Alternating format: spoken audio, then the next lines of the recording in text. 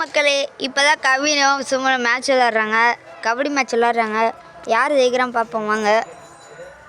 Kavin ride போகிறாரு. Point எடுத்து விட்டுறாரா பார்க்க வாங்க. சுமன் கேட்ச் பிடிச்சிருவாரா இல்லை கவின் தொட்டு வந்துடுவாரா? கவின் பாயிண்ட் எடுத்து ஓடிவிட்டார். அடுத்த ரைடு வரார் கவின். வாங்க வாங்கள்.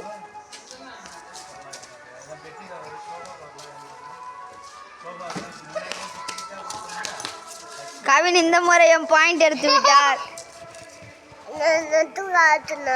கவின் ரைடு வருகிறார்.